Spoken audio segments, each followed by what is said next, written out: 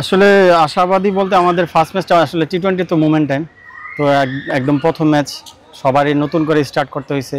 তো first match অনুযায়ী সবাই যার যার মানে একটা প্ল্যানে ছিল, হয় নাই। তো ওটা ইনশাল্লাহ নেক্সট ম্যাচ মানে আগামীকালকে ইনশাল্লাহ সবাই বুঝতে পারছে। সবার ব্যাটসম্যানরাও নিজেরা কথা বললো, আমরা বোলাররা নিজেরাও ডিসকাস করছি যে কী করা যায়।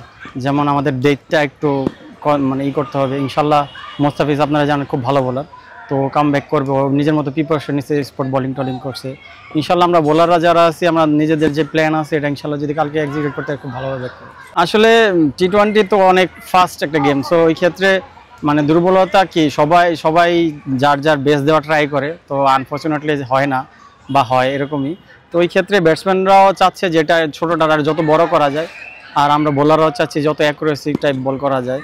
তো এই প্ল্যান আসলে এটা আমি বলবো যে দুই টিমই সেম। তো ইনশাল্লাহ আমরা আশাবাদী, কারণ আমাদের বোলিং অ্যাটাকটা ভালো। টি-20তে বোলিংটা ইম্পর্টেন্ট। তো ওই ক্ষেত্রে আমরা যদি আমাদের বোলারদের কাজগুলো করতে পারি, রাজশাহী ইনশাল্লাহ আমাদের সাথে পারবে না। অবশ্যই আমি আমাদের বাংলাদেশ প্রিমিয়ার লিগ 2025 7টি দলের জমজমাট লড়াইয়ের মাধ্যমে পুরো দেশ দেখতে চোখ রাখুন টি স্পোর্টস নেটওয়ার্কে।